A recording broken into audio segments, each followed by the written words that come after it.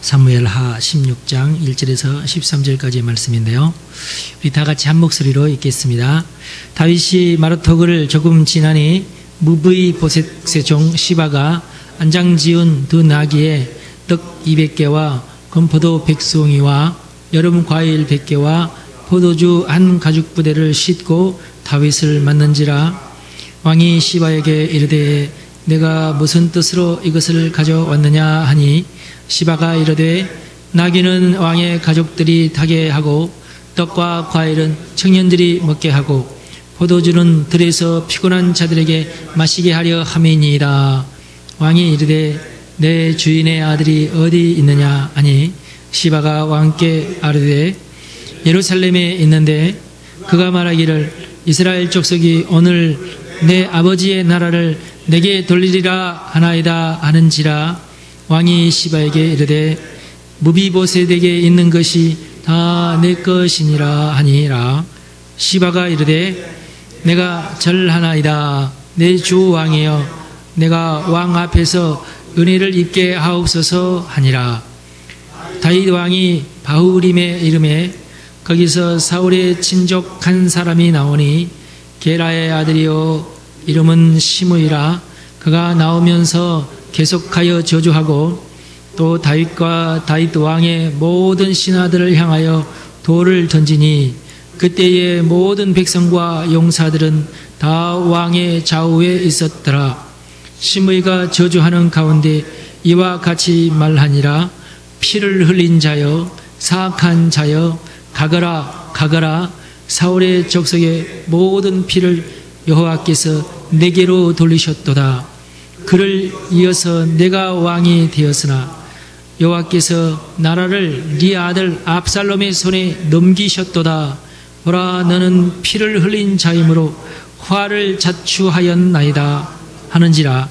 스루야의 아들 아비새가 왕께 여짜오되 이 죽은 개가 어찌 내 주 왕을 저주하리까.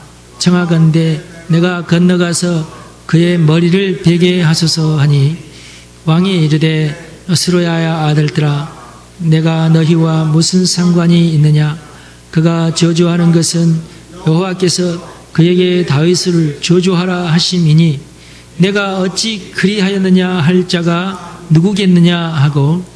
또 다윗이 아비새와 모든 신하들에게 이르되 내 몸에서 난 아들도 내 생명을 해하려 하거든 하물며 이 베냐민 사람이랴. 여호와께서 그에게 명령하신 것이니 그가 저주하게 버려두라. 혹시 여호와께서 나의 원통함을 감찰하시리니 오늘 그 저주 때문에 여호와께서 선으로 내게 갚아주시리라 하고. 다윗과 그의 주종자들이 길을 갈 때에 시므이는 산비탈로 따라가면서 저주하고 그를 향하여 돌을 던지며 먼지를 날리더라. 아멘. 오늘 참 재밌는 얘기가 나오죠. 무비보셋의 종 시바가 다윗 왕이 공경에 처할 때에 다윗 왕을 도우러 왔습니다. 무비보셋은 사울 왕의 손자죠. 다윗을 너무너무 사랑했던, 다윗을 좋아했던 요나단의 아들입니다. 도망갈 때에 유모가 어린아이를, 갓난아이를 떨어뜨리는 바람에 다리를 절었어요. 두 다리를 다 절었습니다. 다리가 없는 것은 아닌데 거의 안진뱅이 같이 그렇게 하여튼 다리가 있긴 있는데 다리를 못 쓰는 그런 사람입니다. 불구자죠. 그런데 무비보셋은 왕자 대접을 받아서 다윗 왕과 함께 왕의 식탁에서 식사를 했던 그런 사람입니다. 제가 볼 때 뭐 장애인이기도 하고 본인이 스스로를 굉장히 낮게 여기고 아마 그래서 조용히, 겉으로는 조용히 지냈는데 혹시 모르죠. 집에 가서는 한숨을 쉬면서 다윗 왕에 대해서 좀 투덜투덜 거렸을지 모르죠.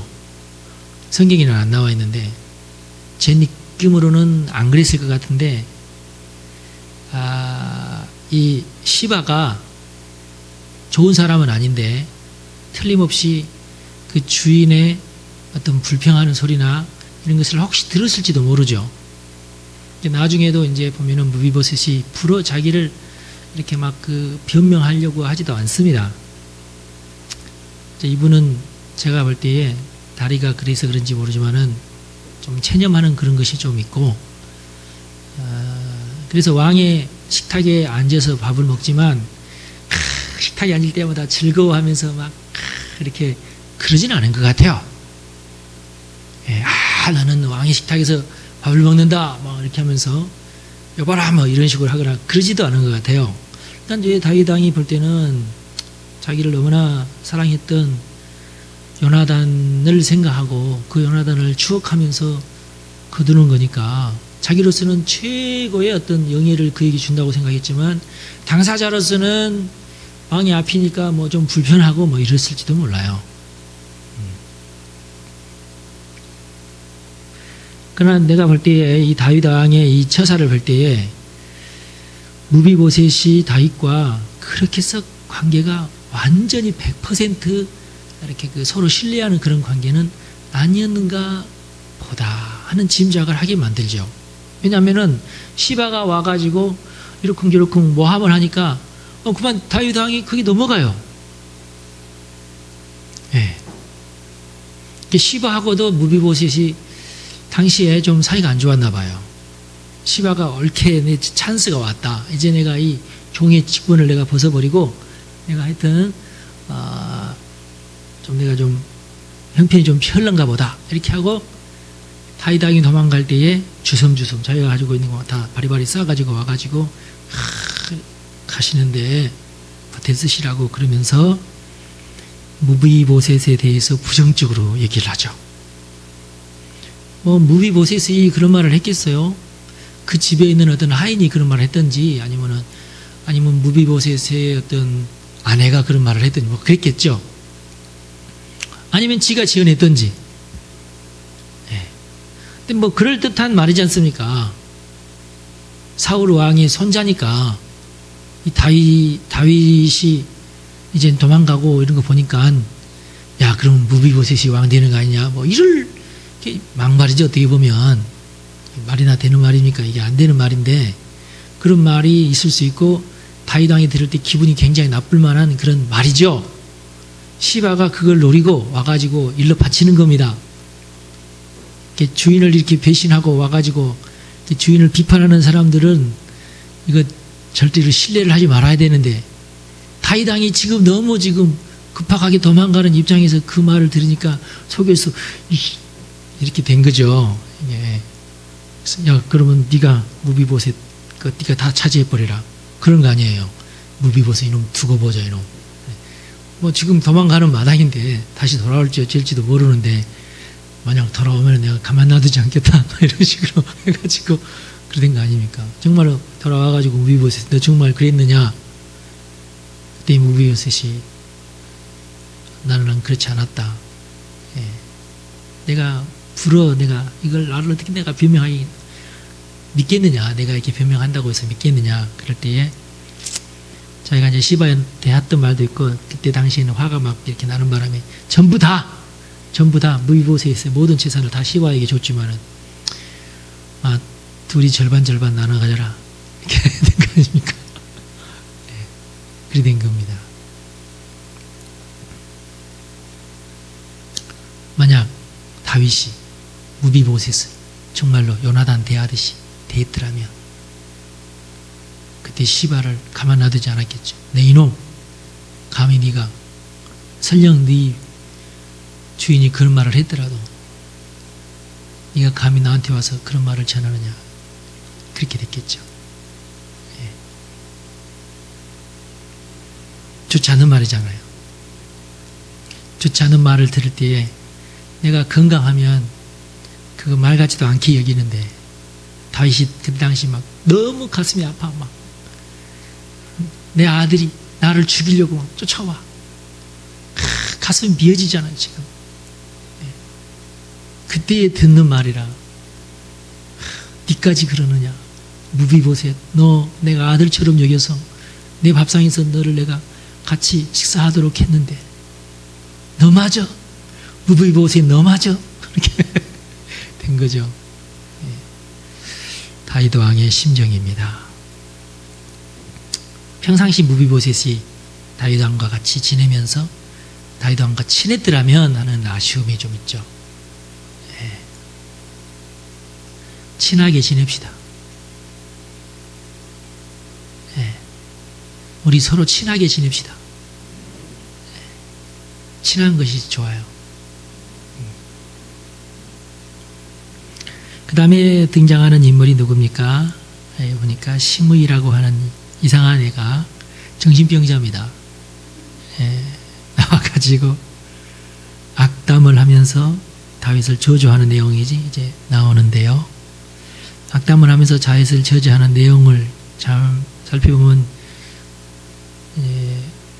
그 내용이 이렇습니다. 첫째, 다윗 너는 나쁜 자이며 사람을 너무 많이 죽인 자이다. 맞습니다. 틀린 말이 아닙니다. 골리앗을 죽인 것을 필두로 해서 당시까지 엄청나게 많은 사람을 죽인 사람이 다윗입니다.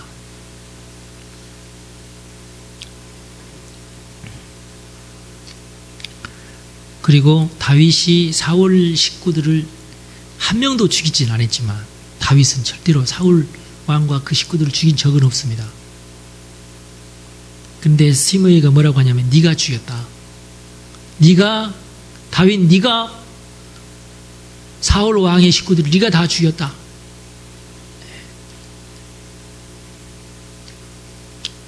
이게 뭐냐면은 네 손으로는 안 죽였지만 그 말이죠. 네 손으로는 안 죽였지만은 네 부하들이 죽였다. 그런 내용이고, 예. 피를 흘린 자다 너는. 너무나 많은 피를 네가 흘렸지 않느냐.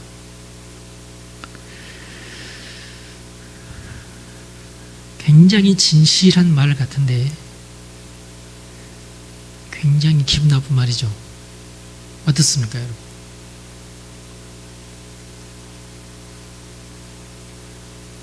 틀림없이 진실한 말입니다.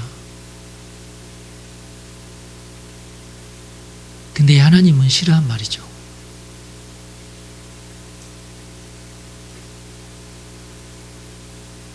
오늘날에도 굉장히 이 말을 들어보면 조리 있고 진실한 말들이 있는데 그 말이 사람의 가슴을 도려내고 마귀는 좋아하고 하나님은 기뻐하지 않는 말이 많습니다.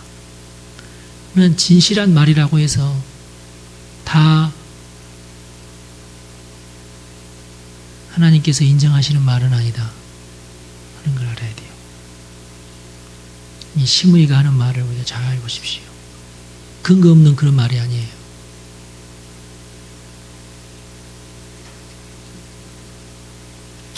그 다음에 여기 보니까 너는 피를 흘린 자이기 때문에 하나님께서 이 나라를 네 아들 압살롬에게 넘겨주셨다.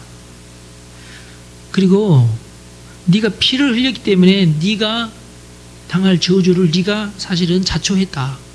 그 얘기입니다. 지금. 그래 봐라, 네 아들이 지금 반란을 해서 너를 죽이려고 하지 않느냐. 네. 하나님께서 이것은 하신 것이다. 시므이가 하나님의 이름을 사용하고 있습니다. 진실된 말을 가지고 신학적으로 또 그럴듯한 말이죠. 논리가 있는 말이죠. 그리고 하나님의 이름을 가지고 지금 공격을 하고 있어요.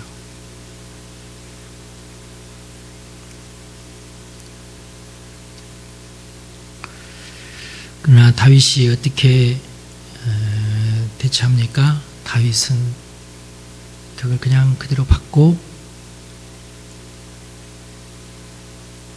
아비새가, 이게 아비새죠? 내가 가서 죽여버리겠습니다. 그러지 마라. 너 왜 그렇게 하려고 하느냐? 그러면서 하나님의 눈치를 살핍니다. 하나님의 눈치. 하나님이 저렇게 하라고 했으면 어떡할 거냐. 예. 혹시 여러분들을 비방하고 막 욕하는 사람이 있으면은 그때 이러지 말고 하나님이 혹시 저 사람을 사용해서 나에게 욕하라고 했으면 어쩔 거냐 말이지. 그럴 수 있을까요?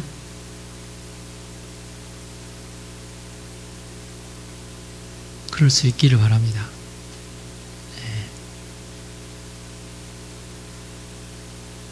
네. 그게 기본인 것 같아요.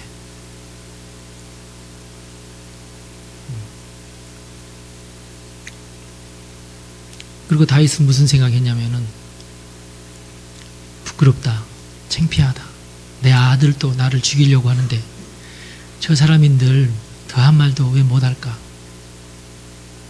그렇게 생각을 한 거죠.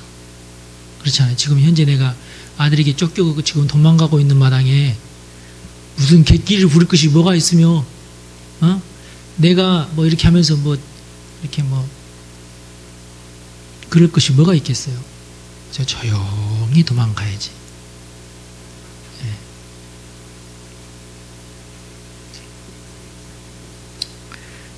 다윗은 여기 보니까 건강합니다. 부끄러움을 건강하게 받아들이고 있어요. 부끄럽다고 부끄러움 뒤에 숨어버리면 안 돼요. 부끄러움을 내가 받아들이고 부끄러움을 받아들이십시오. 치욕을 받아들이십시오. 치욕을 받아들이면서 그 부끄러움을 무릅쓰고 고개를 숙여야 돼요. 그게 부끄러움 당한 자의 자세지. 지금 부끄러운 자가 고개를 뻣뻣이 쳐들고 그러면은 사람들이 저 얼굴에 철판을 깔고 말이야. 저 부끄러운지도 모르고 삐긋이 웃고 그러면 안 돼. 부끄러운 순간 웃으면 안 돼. 그때는 고개를 숙이고 슬픈 얼굴로 이렇게 있어야지. 막 화를 낸다거나 말이지. 빙글빙글 웃는다거나 그러면 안 돼요. 다윗은 지금 현재 부끄러운 지금 상황이기 때문에 그 부끄러운 상황을 건강하게 지금 받고 있어요. 부끄러움 뒤에 숨지 마시고, 부끄러움 뒤에 숨는다는 얘기는 무슨 말이에요? 얼굴에 철판을 까는 것이 첫 번째, 철판 뒤에 숨는 거야. 안 그런 척, 내가 아닌 척 하는 것이 철판을 까는 거예요. 철판을 깔았으니 누가 보입니까? 아무도 안 보이지. 여러분, 건강하지 않는 많은 사람들이 부끄러운 일 당할 때 바로 얼굴에 철판을 까면서 그 젊은이들은 그거 보고 뭐라고 하던데? 아닌 척 하는 거 있잖아. 지가 아닌 척, 모른 척. 있는데 뭘 깐다고 그러는데 하여튼. 예?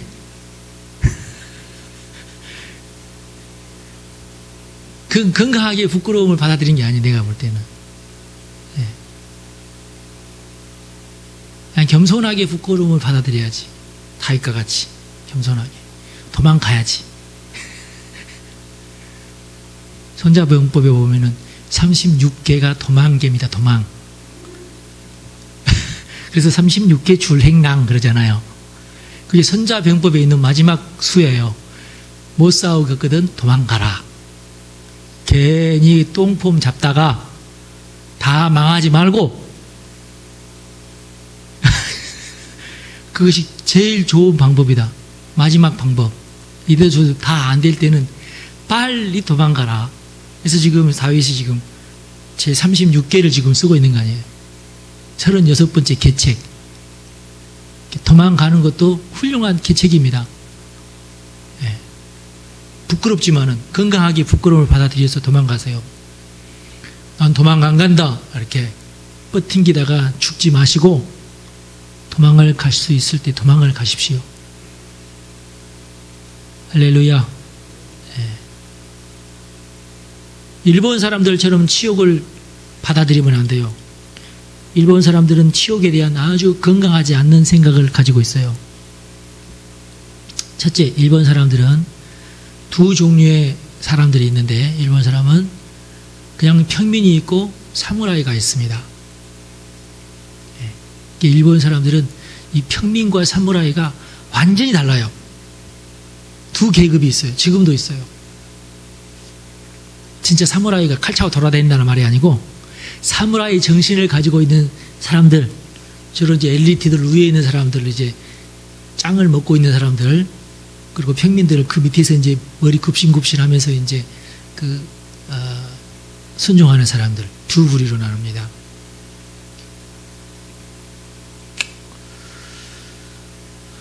사무라이들은 부끄러우면 바로 죽습니다. 그게 일본 사람들이 부끄러움을 다루는 방법이에요.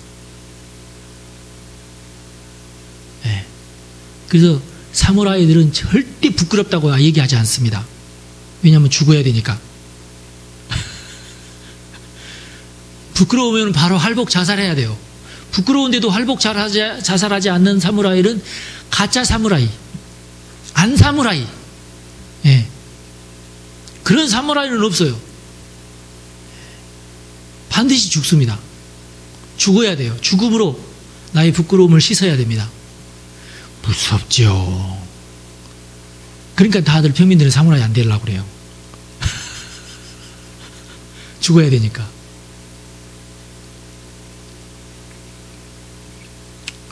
그리고 평민들은, 사무라이가 아닌 사람들은 잘못 안 했어도 잘못했다고 그래요. 이 사람들은 부끄러워도 잘못했다고 그러고, 안 부끄러워도 잘못했다고. 무조건 위에서 일단 눈만 크게 뜨면은 무조건 잘못했습니다, 잘못했습니다, 무조건 그래요. 누구 앞에서도 이 사람들은 무조건 무릎을 꿇고 절을 하고, 예, 자기가 조금이라도 하여튼 아쉽고 이런 상황이면은 눈치를 딱 봐가지고, 이거 내가 미안하다고, 잘못해야 되고 사죄를 해야 되고, 바로 사죄를 바로 해버립니다. 예. 하루에도 수천 번 죄송하다는 말을 해도 전혀 양심의 가책함 없이 무조건 죄송합니다, 죄송합니다, 죄송합니다, 잘못해서 제가 미안합니다, 막 그래요. 그러면 넘어가니까 그냥.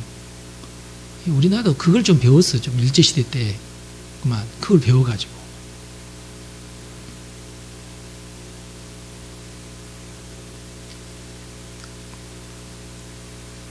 그리고 요즘 대기업들 안내방송하고 이런 사람들은 그걸 배웠어. 난 그거 안 배웠으면 쓰겠는데. 좀 한 거 전화 하면 일단 무조건 죄송하다고 그래. 죄송 하나도 안 하면서 죄송하다고 그러고, 사랑 하나도 안 하면서 사랑한다고 그러고. 왜 그런가 몰라. 그러지 말았으면 쓰겠어, 제발. 그 일본식입니다, 그거. 전혀 미안한 마음도 없는데 미안하다고 막 그래요.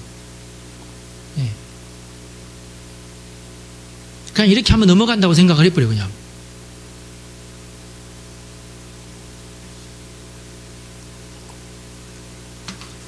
굉장히 일본식이죠. 그래서 일본은 이 부끄러움에 대한 좋지 않은 어떤 문화를 가지고 있어요. 건강하지 않는 문화. 부끄러움에 대한 건강한 문화는 뭐냐? 정말 내가 부끄럽다는 생각을 하고, 겸손하고 회개하고, 그리고 고개를 숙이고 천천히 걸으며, 화려한 옷을 입지 않고, 이제 우리 유대식으로 한다면 머리를 풀고 얼굴에 화장을 지우고 그리고 금식을 하고, 그리고 재를, 요즘엔 뭐 전부 가스 쓰고 그러니까 재를 구할 수가 없는데, 우리 옛날에는 부엌에 가면 항상 재가 있잖아요. 아궁이에 재가 있잖아요. 재를 가져다가 놓고 그 재 위에 앉아요. 이게 뭐냐면은 회개한다, 내가 부끄러워한다 하는 그걸 이제 상징하는 겁니다. 그리고 이제 옷을 찢고 이런 모습들을 통해서 하나님 앞에 무릎을 꿇고 통회하고 회개하고, 나의 죄를, 내가 무슨 죄라는 것을 내가 고백한다는 말은 뭐 말이냐, 내가 무슨 죄를 지었다는 것을 내가 알고 있습니다 라는 거예요. 완전히 다른 거죠. 그러니까 일본식 그 회개는 지가 무슨 죄를 지었는지도 모르고 무조건 잘못했다고 그래. 무조건 죄송합니다. 잘못, 다시는 안 그래. 그러고, 너 뭘 잘못했길래 그러느냐? 아, 무조건 잘못했어요. 무조건 잘못했어요. 그러잖아요. 사실 잘못 안 한 거야. 그냥 유기모면용이지, 그냥. 네. 그래서 그런 것은 이제 건강하지 않는 부끄러움이다. 얼굴에 철판 깔고, 모른 척 해버리고, 미친 척 해버리고, 이런 것들. 예. 뻔뻔해져 버리다든지, 예. 전화기 끊어버린다든지,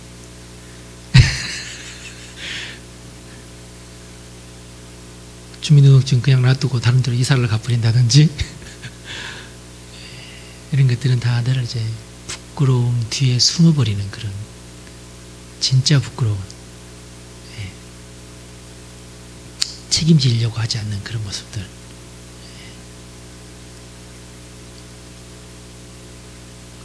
근데 이제 우리 다윗은 그렇지가 않았어요. 내 모습이 지금 현재 너무 초라하고 창피스러운 모습인데 누구에게 가서 저놈 너 가만 놔둬 네가 뭔데 나한테 이렇게, 내가 그럴 만한 지금 형편이 아니다. 내 아들이 내 뒤를 지금 쫓아오고 있고 내 바로 위에 하나님이 계신다. 이때 내가 딱 하나님한테 내가 조금만이라도 내가 잘못 보였다가는 내가 바로 여기서 망할 수 있는데, 조심해서 지금 막 옆에서 막 와가지고 막 으르렁거려도 조심해서 하나님께서 혹시라도 나를 지금 보고 계시면서 내가 지금 화를 내는가 안 내는가 지금 보고 있어요. 평상시에는 안 조심해도 되는데 회초리를 엄마가 들고 있을 때는 조심해야 돼요. 그래요, 안 그래요? 화가 나가지고 회초리를 들고 이놈 자식 그러는데, 회초리를 들고 있는 것을 뻔히 보면서도 건방지게 말이지, 다리 하나 달달달 떨면서 때리려면 때려보라고 이러면은 한 대 맞을 건 10대 맞아요. 예. 다윗이 지금 그런 겁니다. 지금 조용히 그러면서 지금 압살롬의 반란이 지금 하나님의 채찍 아니, 지금 하나님께 지금 채찍을 드셨거든요. 지금 자, 지금 내가 지금 채찍을 지금 내가 한 대 맞았는데 지금 더 맞느냐 10대 더 맞느냐 여기서 그치느냐, 이게 내가 어떻게 하느냐가 중요해요. 아주. 예, 여기서 내가 정말 하나님께 내가 달려가느냐, 하나님의 다리를 붙잡고 살려달라고 벌벌 떨면서 막 비느냐, 왜 이러냐고 말이지, 내가 이래야 되느냐, 지금 예, 지금 이 순간입니다. 그런데 다윗은 훌륭한 지도자, 훌륭한 리더입니다. 그래서 위기를 잘 모면하죠. 그래서 다시 왕위를 다시 차지하고 그렇게 됩니다.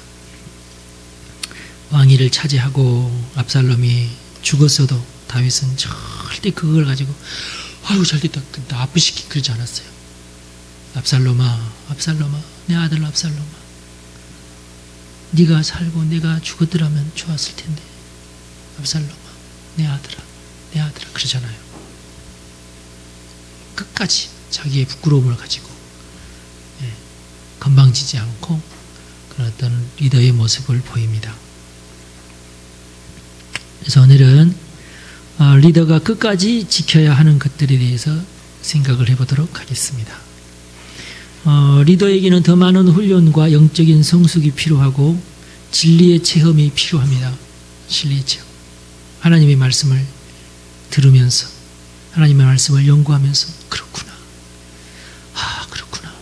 이게 인생이구나. 이게 하나님의 마음이구나.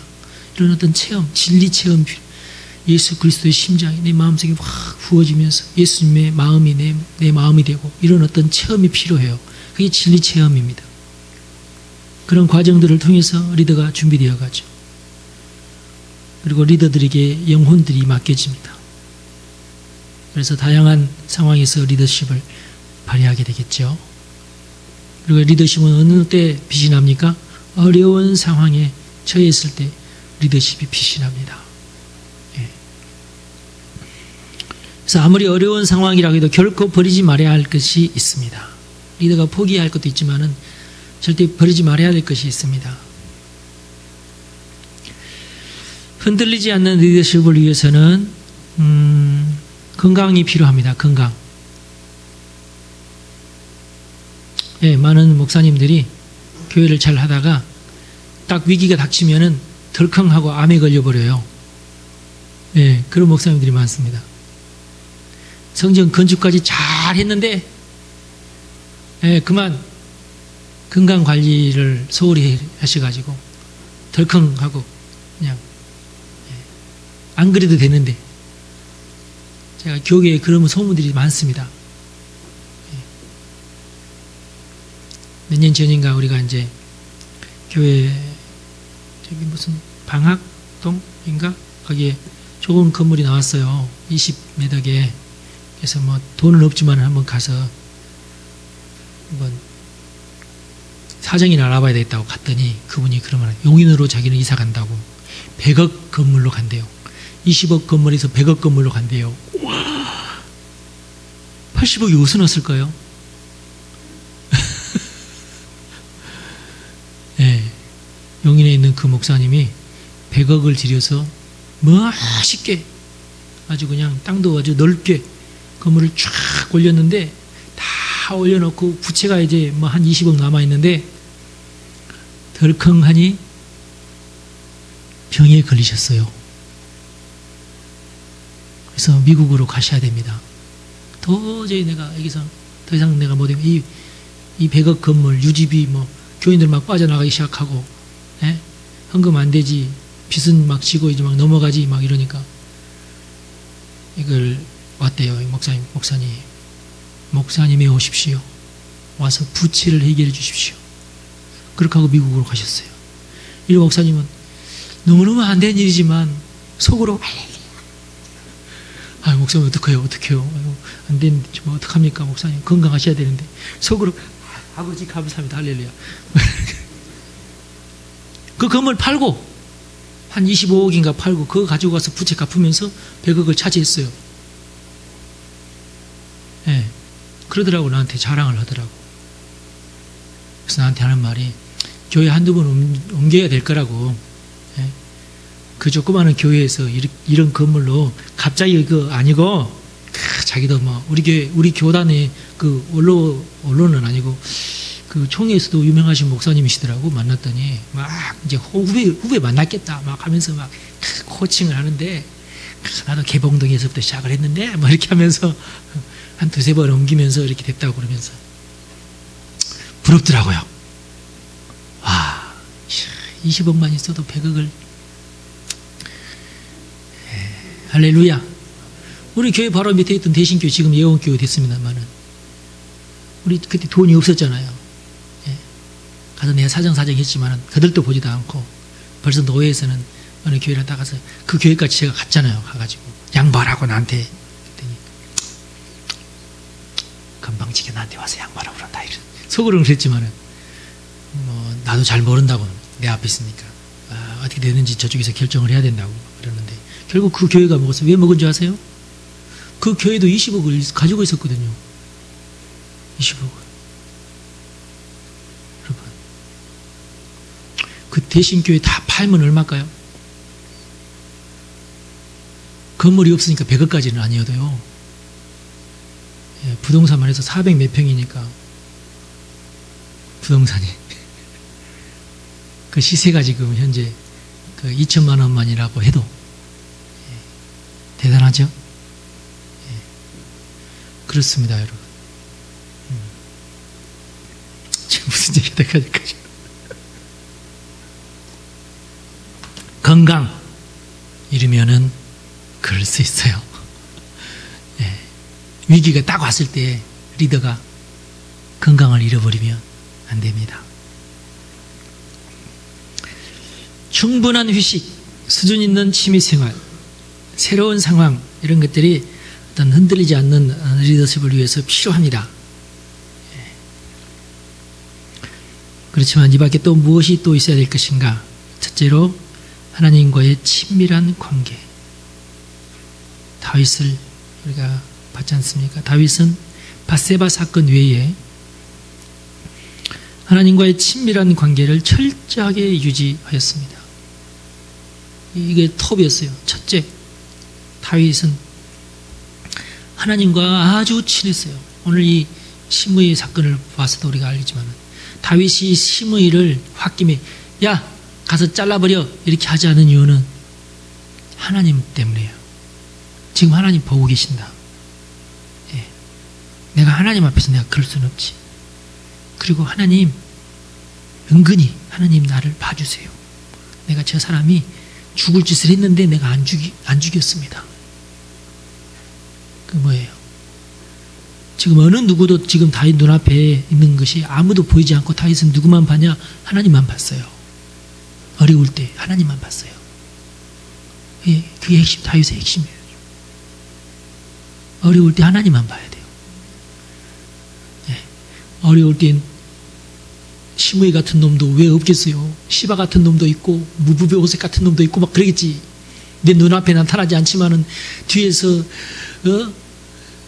미친 생각하고 있는 무비보셋 다윗이 생각할 때에 내 상에서 먹은 그놈이 나한테 그런 말 했다고 당장이라도 내가 지금 쫓아가서 내가 그 상황을 역영해가지고 말이지 자기 이속 챙기는 이 시바 같은 놈 이놈 이 사람 어려울 때 와가지고 말이야 자기가 내 이득 보고 가려고 하는 사람들이 있어. 어려운 사람 피를 또 빨아먹는 사기당한 사람한테 와가지고 더 사기 쳐먹는 그런 사람들이 있어. 있죠? 많아 아주. 예. 또 이 시므이 같은 놈도 있고 지금 쫓겨가는 마당에 이런 꼴을 당해야 될까요? 또 이렇게 엎친 듯 덧친격 설상 가상 이런 식으로 말이지. 마귀는 꼭 약할 때 더 달라들잖아요. 그죠? 이렇게 조심해야 돼요. 한 가지라도 내가 어려움에 딱 처했다 그러면은 마귀가 지금 공격을 시작을 하는구나. 오늘은 폭탄이 하나 터졌지만 내일은 2개 터지고 또 모레는 3개 터질 것이다. 이걸 예상을 하셔야 돼요. 할렐루야. 빗방울이 한 방울 똑 떨어졌으면 무슨 생각해야 돼요? 예? 우산 빨리 챙겨야지.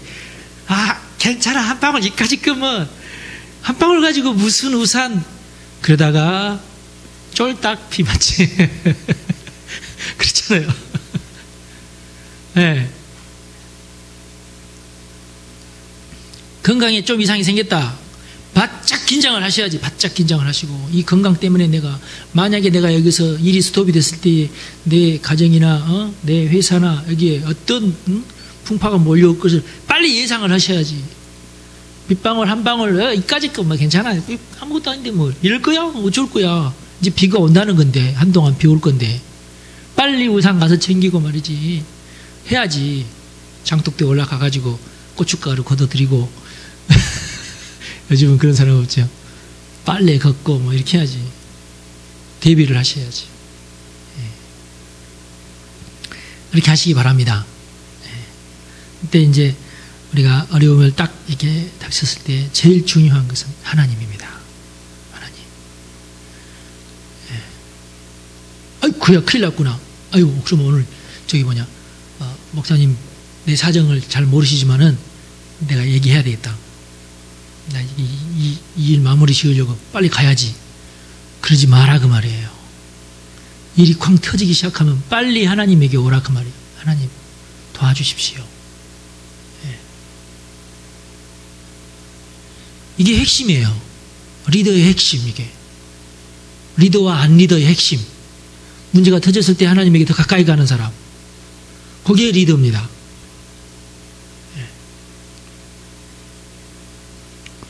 우리 교회 홈페이지 교회 소식란에 항상 게시한 동영상이 있지요. 이희돈 장로의 얘기.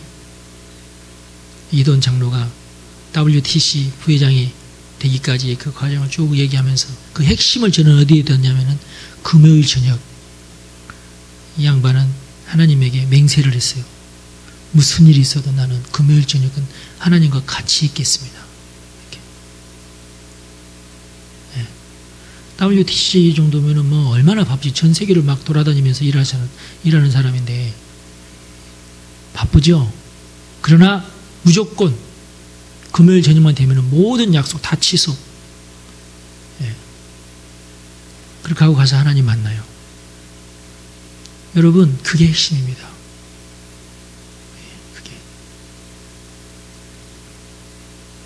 지미 카터 대통령, 지금도 왕성하게 전 세계를 돌아다니면서 일하시죠? 전임 대통령, 미국 대통령이었다는 그 타이틀을 이용해가지고. 카터 대통령이 북한하고도 얼마나 북한에 자주 왔다 갔다 하면서 북한을 돕고 그러는데, 카터 대통령의 철칙, 나는 절대 주일학교를 나는 포기하지 않는다. 대통령을 하는 동안만 주일학교를 안 했지. 그 전도, 지금도 주일학교.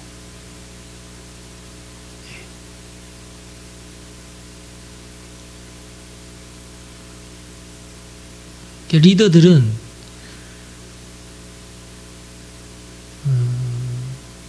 어떤 경우에라도 하나님과 친밀한 것을 놓치면 안 됩니다. 하나님과 제일 친해야 돼요. 어느 누구보다도 하나님과 친해야 됩니다.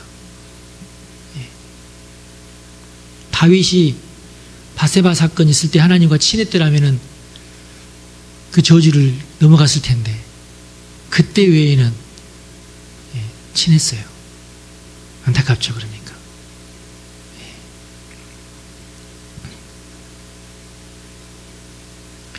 모든 문제를 하나님과 상의하십시오. 자기를 변명하기보다는 하나님의 마음을 살피시기 바랍니다. 이것이 오히려 돌파의 길이 됩니다. 두 번째, 가족과 교회와 영적인 질서를 우리가 절대로 놓치면 안 됩니다. 가족을 놓치면 안 돼요. 다윗이 실패한 원인은 가족을 놓쳤기 때문에 그렇습니다. 가족. 다윗은 자녀들에게 이래라 저래라 하지 않았어요. 교육하지 않았습니다. 다윗은 예루살렘에서 도망갈 때에 그 후궁을 10명이나 그냥 예루살렘에 두고 갔어요. 가족인데. 그래서 아주 엄청난 부끄러움을 그 뒤로 또 당하게 되죠. 가족을 끝까지 지켜야 됩니다. 어떤 사람은 가족이 아니라 왼수라고 말하는 사람도 제가 봤는데, 그래도 지켜야 됩니다. 왼수를 지켜야 됩니다. 지켜야 돼요. 리더라면. 꿰차고 잘하는 얘기가 아니고 최선을 다하라. 최선, 항상 선을 행해라. 가족에게는 죽을 때까지 선을 행하시기 바랍니다. 가족이 나를 배신하고 나를 욕하고 그래도 나는 절대 가족을 배신하고 가족을 욕하면 안 돼요. 가족이니까.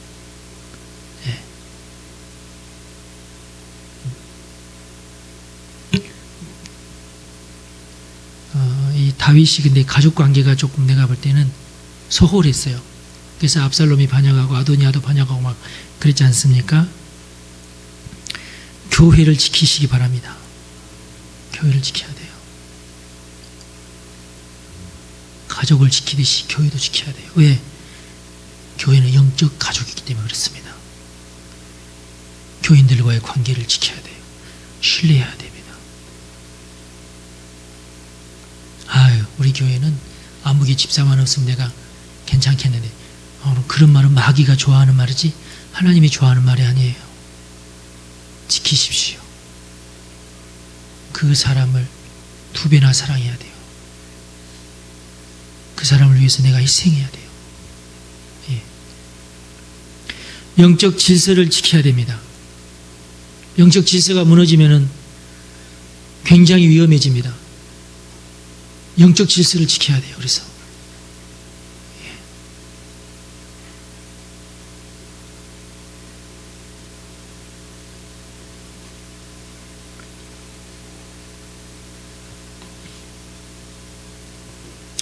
내가 이 교회 교육이다 생각할 때까지는 영적인 질서를 반드시 지켜야 됩니다.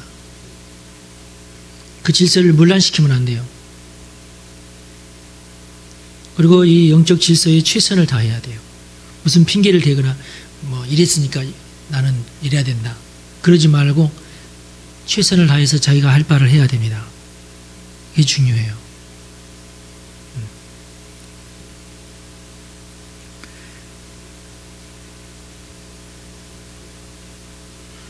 하나님이 다른 교회로 옮기라고 할 때까지는 그 교회에서 영적인 질서를 지켜야 됩니다. 하나님이 교회를 옮겨야 될 순간이 오면은 하나님께서 계시하실 겁니다. 계시를 기다리시고 그 계시를 받고 옮겨가면 돼요. 예. 교회를 옮기지 말라는 그런 말은 제가 안 해요. 하나님의 계시를 받고 교회를 옮기십시오. 그러나 옮기기 전까지는 영적인 질서를 잘 지키셔야 되고, 옮기더라도 그 교회의 목사로 하여금 자기를 서운하게 여기도록 하시면 안 돼요. 절대로. 하나님 나에게 이런 계시를 주셔서 목사님 제가 옮겨야 되겠습니다. 얘기를 하고 옮기시든지, 얘기를 하기가 조금 그러면은 편지를 쓰든지 문자를 보내든지 그렇게 하시면 돼요.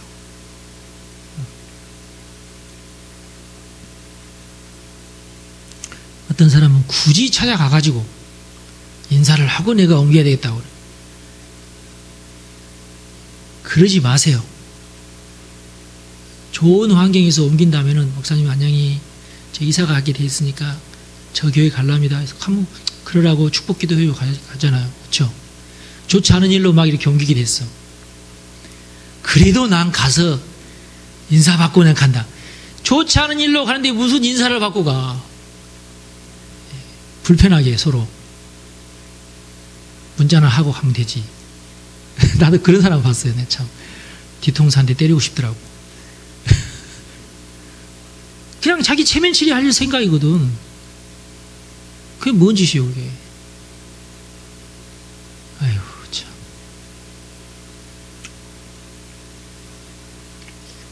그런 것은 중요하지 않습니다. 다만 질서를 소중하게 여기고, 갈 때라도 목사님 내가 이번 일로 죄송하게 됐습니다. 어느 교회로 제가 갑니다. 축복해 주세요. 문자 딱 내리고 가면 되잖아.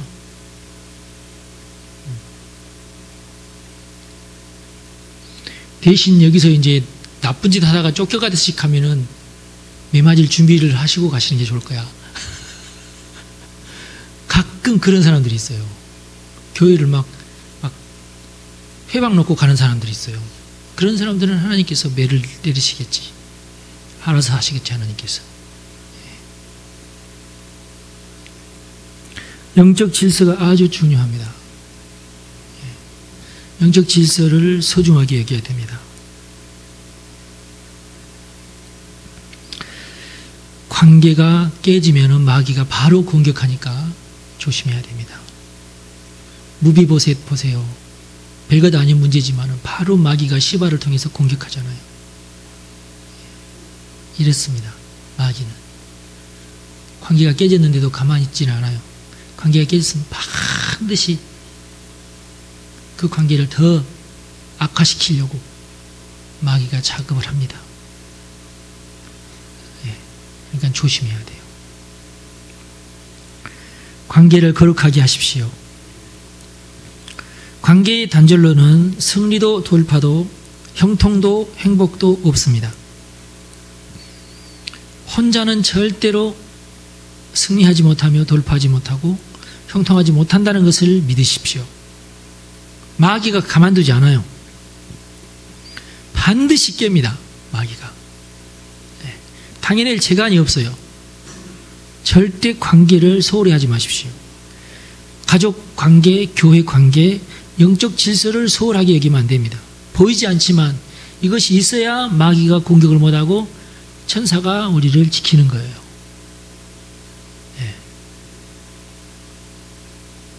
이걸 잃어버리면 안 됩니다. 관계가 더럽혀졌습니까? 정결케 하십시오. 질서가 어지럽혀졌습니까? 바르게 하십시오. 관계의 회복을 위해서 희생을 감수하시기 바랍니다. 어느 날은 내가 리더였는데 내가 구성원일 수 있고, 어느 날은 구성원이 나의 리더가 될 수도 있고 그래요. 그러나 이전 관계는 중요하지 않고 새로운 관계가 중요합니다. 회사에서도 마찬가지예요. 내가 부장이었지만 어느 순간 내가 과장이 될 수 있고, 내가 부리던 과장이 어느 순간 나의 위로 올라갈 수도 있어요. 그럼 어떻게 해야 돼요? 아, 자식. 작년까지만 해도 내 부하였는데. 그럴 거예요? 그러려면 회사 그만둬야지. 아니죠, 그건. 제 말이야. 내 후배였는데 말이야. 그럴 거예요? 말도 안 되는 그런 얘기죠. 직장 생활에서야 상하관계가 얼마나 철저해야 됩니까? 예. 그런 거 모르고 까불다가는 이건 마귀한테 밥이 됩니다. 그냥 바로. 그러니까 질서, 영적 질서도 아주 소중한데 이걸 영적 질서를 흐트리는 말을 하면은 바로 마귀가 공격해 들어옵니다. 절대 거기에서 헤어날 길이 없을 겁니다. 예. 그래서 아무리 여러분 무슨 소리가 여러분에게 들려도 절대 대통령에 대해서 부정적인 말 하지 마세요. 나라의 공식적인 어른입니다. 나라의 공식적인 어른. 내가 지지하지 않아도 많은 사람들이 뽑아서 대통령이 된 겁니다. 예. 그래서 그가 통치하는 기간 동안만큼이란 그리고 통치하고 난 뒤라도 그분에게 대한 존경심을 잃어서는 안 돼요. 존경스럽지 않다고 존경하지 않기 시작하다가는 세상에 존경받을 사람이 하나도 없어요. 하나도 없어요. 존경은 존경스러워야지 존경하는 게 아니고 그 사람의 지위를 따라서 존경하는 겁니다. 예. 아버지는 무조건 자녀들에게 존경을 받아야 돼요. 아버지도 같지도 않다고 그렇게 얘기하는 자녀가 있으면은 그는 저주받을 자입니다. 그건 아니에요. 하여튼 우리나라에 아주 좋지 않은 이런 물이 지금 흐르고 있는데 무조건 대통령만 되면은 일단 삿대질하고 이러는 어떤 그런 이상한 문화. 이제는 초등학교 다니는 애들도 대통령에 대해서 이제는 함부로 말하고 그러는데 이건 내가 볼 때 굉장히 이거 좋지 않아요. 그 나라 절대 잘 사는 나라가 못 됩니다. 행복한 나라가 못 됩니다. 네. 질서를 존중하십시오. 여러분, 질서를 존중해야 돼요. 관리들을 소중하게 생각하시고. 네. 그러면 좋습니다. 그 다음에 실수하지 않게 하고 저주하지 않아야 됩니다. 실족하지 않게 하고 저주하지 않아야 됩니다. 리더들의 실수는 많은 사람들을 실족하게 할 수가 있습니다. 그러므로 리더는 실수하지 않도록 노력해야 됩니다. 예수님도 말씀하셨죠. 실족해 하는 일이 없을 수는 없지만 실족해 하는 그 사람에게는 화가 되고 그는 차라리 연자맷돌을 목에 메고 바다에 던져져야 된다 그랬어요. 굉장히 무서운 말이죠. 실족해 하지 말아라. 다른 사람을 실족하게 하지 말아라. 오늘 제가 삼성자동차 프리미엄 서비스 받아야 된다고 그래서 엔진 오일도 교환해 줘야 되고 그래서 갔다 왔어요. 그래서 자동차를 저한테 팔았던 분이 대기하고 있더라고요. 그래서 요즘에는 그런 서비스까지 하네요. 그래서 이제 자동차를 이제 점검하는 동안 이제 한 시간 정도 이런저런 얘기하면서 교회 혹시 다니냐고 그랬더니 교회를 다녔대요. 근데 그만뒀대요. 왜 그러니까 목사님이 외제차를 타고 다녔습니다. 그러는 그 말부터 시작하는 거예요. 그럴 수도 있다. 삼성차 안 타고 다니서 좀 기분이 안 좋았었냐. 아니 괜찮다고. 우리나라 차라면 괜찮은데 외제차를 타고 다니시더라고. 덕지가가 있었을 것이다. 떼돈을 버는 사람이 간혹 있다. 그런 사람들이 외제차를 선물할 수 있다. 그럴 수 있겠죠. 근데 여자 문제가 있습니다. 또 그러더라고.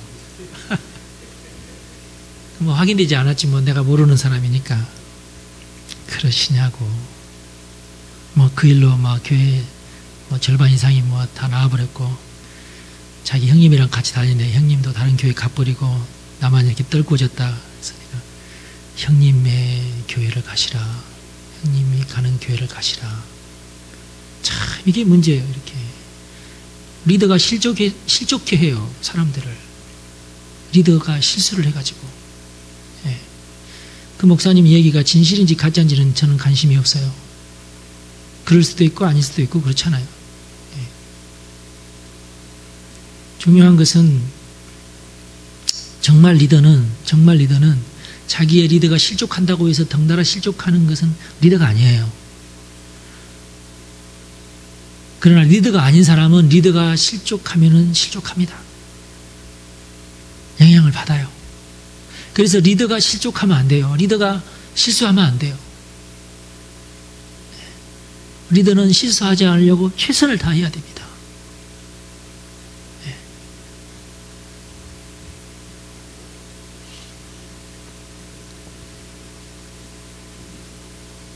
너무 안타까워요. 교계 지도자들이 왜 이렇게 자주 실수를 하느냐? 다윗의 예를 두고도 우리가 얘기할 수 있잖아요. 성령이 충만하지 않으면 바로 실수합니다.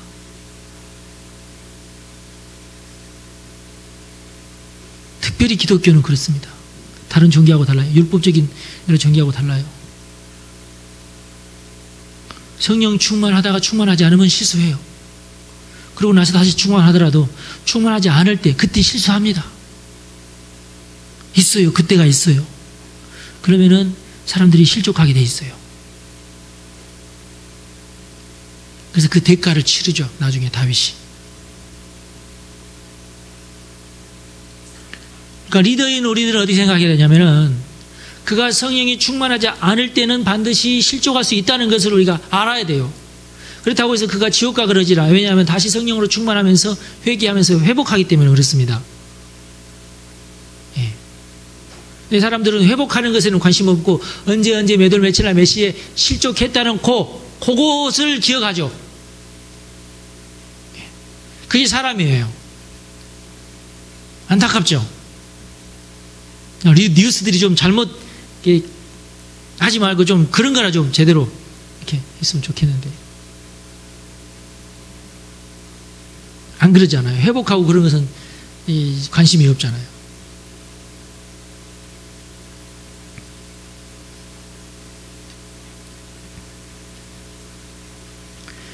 리더는 실수하지 않도록 노력을 해야 됩니다. 그러려면 항상 성령 충만해야 됩니다. 나에게 성령 충만하지 않으면 내가 그 순간 더 힘을 내고 더 힘을 내서 내가 하나님께서 나에게 지금 어떤 시련을 주고 나를 시험하시는 기간이니까 내가 더 최선을 다해야 되겠다. 그래야 돼요. 외로움이 몰려오고 우울증이 몰려오고 교회 가기 싫고 이럴 때에 오늘은 교회 2번 가야 되겠다. 이렇게 하고 이렇게 하셔요. 그 일밖에 없어요. 더 열심을 내는 길밖에 없습니다. 2배 열심을 내셔야 돼요.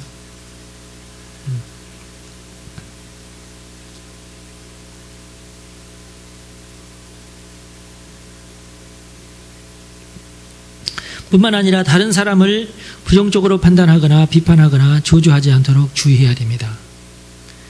자기가 이제 어려지고 실수가 되면은 사람들도 나에게서 떠나가게 되고 내가 전화해도 안 받아버리고 막 이러지 않습니까? 그러나 그때 그 사람을 비판하거나 그 사람을 부정적으로 판단하거나 또 조주하지 않도록 주의해야 됩니다. 축복해야 돼요. 대신에. 왜 그러느냐? 내 입에서 비판하는 소리가 일단 나가면 마귀가 좋아합니다.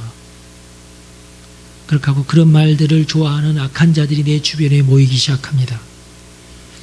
그리고 나중에는 나도 그 비판의 대상이 됩니다. 이게 영적인 원리예요.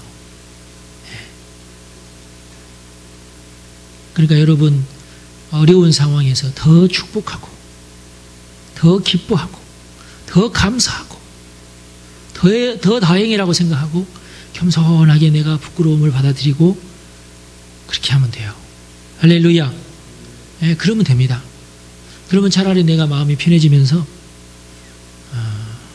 그렇게 되죠.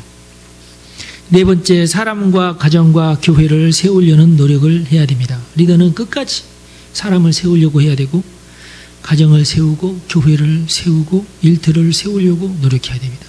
그게 리더입니다.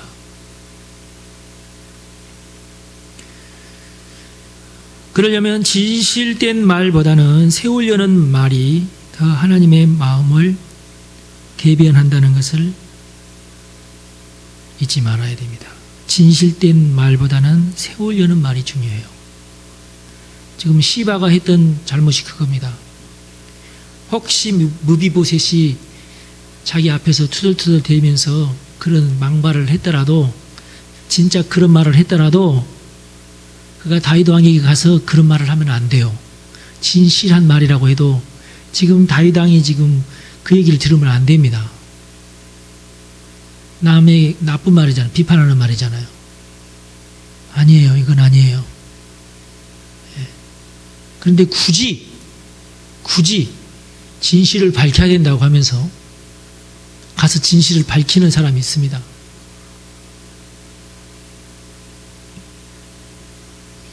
진실을 밝히려는 말을 하려고 하지 말고 사람을 세우려는 말을 하세요. 뭐가 더 중요한지를 알아셔야 돼요. 진실을 밝혀서 뭘 얻겠다는 거예요. 진실이 그렇게 소중합니까? 사람이 세워지는 게 소중합니까? 여러분 어디에 가치를 두실랍니까? 진실이 밝혀지면 사람이 세워지나요? 진실이 밝혀지면 가정이 세워지고 진실이 밝혀지면 교회가 세워지나요? 그렇지 않아요. 오히려 깨집니다. 오히려 깨져요. 왜 그럴까요? 왜 진실인데 왜 그럴까요? 여러분 진실은 어느 때 밝혀야 되냐면은 법정에서 밝히는 게 진실이에요. 싸울 때, 법정에서 싸울 때, 그때 진실이 밝혀져야 됩니다.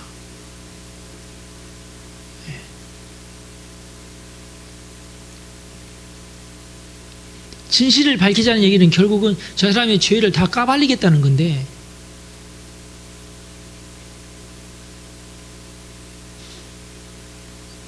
여러분 그래서 진실을 밝히려는 것이 어떻게 보면 마귀판이 될 수 있어요.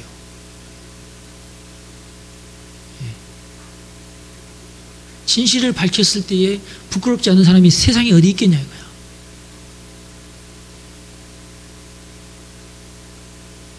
우리가 거짓 속에 살자는 말이 아니에요. 진짜 부끄러운 일이지만은 그 사람마다 형편과 사정이 다 있어가지고, 한때 그 연예인들 그 학위 위조 파문 뭐 이렇게 난리가 났었잖아요. 그때 인순이가 한 말이 내 기억에 남아있어요. 인순이가 한 말이. 인순이는 그 학위 위조 파문은 안 걸린 것 같아요. 그러나 그가 한 말이 뭐냐면, 만약에 이런 식으로 내가 겪어왔던 모든 과거가 다 밝혀진다면 그때 울면서 나는 오늘 이 자리에 있지를 못합니다 그러더라고요. 얼마나 험악한 세월을 살았겠어. 그 한마디로 참 가슴이 내가 참 너무너무 참 뭐랄까 참 그 말 한마디가 그 사람의 인생이 막 그려지잖아. 뭐 적나라하게 그려지질 않더라도 얼마나 처참하고 얼마나 속고 속이는 그런 삶을 살았겠는가 하는 것이 나오잖아요. 자기도 많이 속았겠고 자기가 속은 것 때문에 다른 사람들도 많이 속였겠고 뭐 이런 거 있잖아요. 하여튼 가서 밝혀볼래요? 그렇지만 그 한마디에 우리가 알잖아. 그래. 그리고 정말 본인이 진실하고 싶고 본인이 하나님 앞에서 정말 모든 것을 회개하고 싶은 마음이 없으면 그런 말도 못하죠. 여러분 가수 윤신이 아시죠? 얼마나 험한 세월을 살았지만 얼마나 진실하려고 하고 얼마나 최선을 다하려고 하는 삶을 살았다는 거 아시죠? 죄는 안 지었을까요? 아니죠.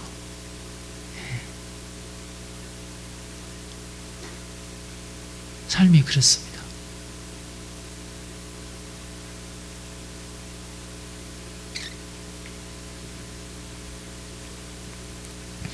분명히 진실을 밝혀야 될 때가 있다니까요. 법정에서는.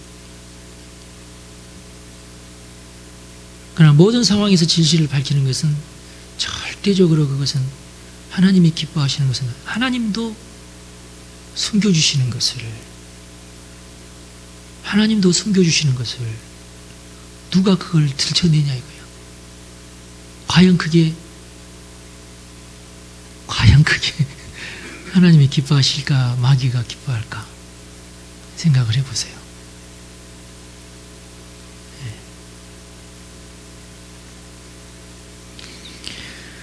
그거보다는 세우려는 말이 더 하나님의 마음을 대변합니다. 그리고 더 중요한 것이 있습니다. 미움이나 다툼이 사라진 곳에 비로소 사랑이 자리하고 사랑이 넘치는 곳에 세우려는 말이 힘을 얻습니다. 이게 진리예요. 어떻게 보면. 자, 한 사람을 우리가 세우려고 할 때에 그 사람이 천사 같으니까 우리가 세우려고 한다고 생각하면 착각 그렇지 않아요. 그 사람의 단점도 있고 그 사람이 부족한 것이 많고 그 사람이 참 부끄러운 것이 많지만 우리가 그 사람을 세우려고 하는 거지. 그 사람을 용서하고 그 사람을 인정하고 그 사람을 세우려고 하는 거예요. 예. 내가 그 사람을 추천할 때에 이 사람 이런 은사가 있습니다. 이런 은사가 있습니다. 이건 너무나 이 사람이 참 훌륭한 일입니다. 이렇게 세워야지. 이 사람요 이거 잘하거든요. 근데요 목사님 솔직히요 이런 일도 있었습니다. 참고로 알아두시라고요. 그게 사람을 세우는 일이냐고요. 네. 여러분 어떻습니까? 진실한 얘기입니까?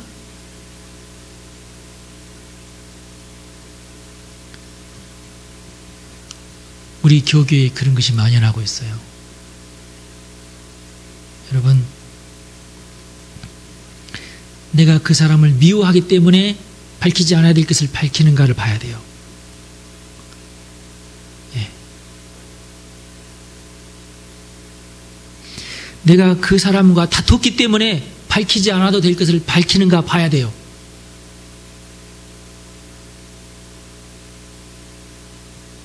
노회나 어디 뭐 가보면은 막 싸우고 있는데 가보면은 진짜 내가 없는 얘기 하는 게 아니라 이게 진짜라고 막 이렇게 얘기하는데 솔직히는 더 진짜는 한 달 전에 둘이 다퉜다는 거. 그래서 진실을 밝힌다는 거. 진실을 밝히려고 애쓰는 사람의 그 속마음을 봤더니 나보다 더 잘된 것 같아서 내가 식이 나고 그래서 진실을 밝히려는 사람이 많아요. 사랑했더라면 절대 밝히지 않을 내용인데 내가 질투하기 때문에 밝히는 진실, 내가 다퉜기 때문에 밝히는 진실,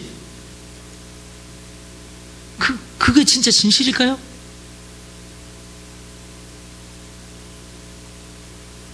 그것은 진실이라고 하는 포장지.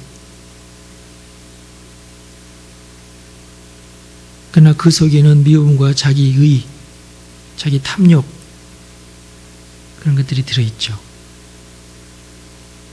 그래서 수많은 가정과 교회와 일터가 이런 어떤 잘못된 포장지 같은 진실에 의해서 무너지고 그렇죠. 리더는 누구냐? 세우려는 게 리더입니다. 진실을 밝히려는 게 리더가 아니라 세우려는 게 리더예요. 세워야 됩니다. 가정을 세우고 교회를 세우고. 예. 그래서 진실보다 진리가 중요해요. 진리는 예수님의 마음입니다. 진리는 하나님의 마음이에요. 진리는 예수님 그 자체예요. 예수님 사실은요 아무개가 이래 했대요. 그때 예수님께서 뭐라고 얘기하시는가가 중요해요. 그게 진리입니다. 예수님 다 알고 계시는데 예수님께서 뭐라고 말씀하시냐가 중요하다고요. 그걸 따라가야 돼요. 그걸 들으려고 예수님께서 뭐라고 말씀하시는가를 들으려고 하지 않고 내 가슴속에 불타는 진실, 이걸 밝혀야 된다는 사명감,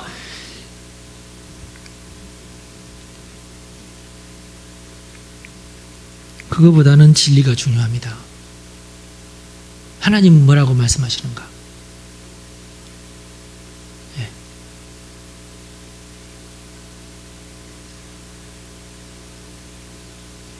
여러분 막 밝히려고 하고 싶은 것이 막 여기까지 막 이걸 밝혀야 되는데 말을 해야 되는데 그러나 하나님께서 뭐라고 지금 여기에 대해서 뭐라고 말씀하실까 하고 묵상하시고 그러실 수 있어요, 여러분? 리더는 그게 리더입니다. 예. 하나님께서 너는 조용해라 하면은 여기까지 나와도 꾹 참고 조용할 수 있을까요? 그게 리더라고요, 그게.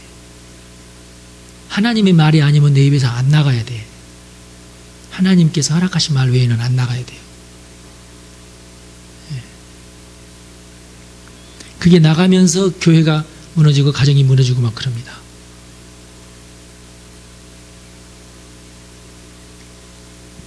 그리고 사랑이 없다면 진실이 무슨 의미가 있겠어요?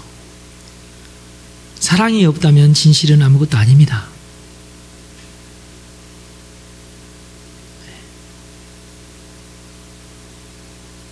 사랑.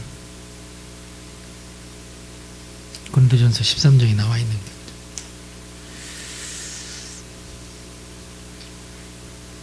할렐루야. 우리 교회에 리더들이 더 많이 일어나기를 제가 소망합니다. 그래서 여러분들이 다 리더가 되시고 리더를 세우시기도 하시고 그래서 교회를 세우시고 하나님의 나라를 세우시고 그렇게 합시다. 하나님, 제가 리더가 되겠습니다. 제가 세우는 자가 되겠습니다. 저를 보내주십시오. 제가 감당하기를 원합니다. 이 시간에 함께 우리 기도하는 시간을 갖겠습니다.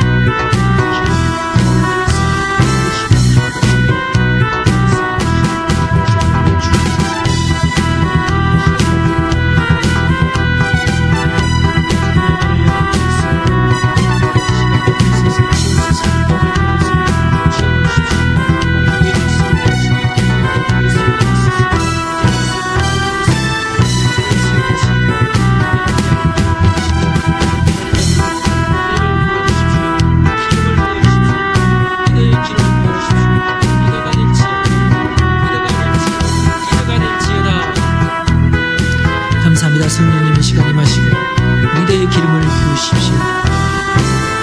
리더가 될지어다. 다윗의 리더십을 부어주십시오.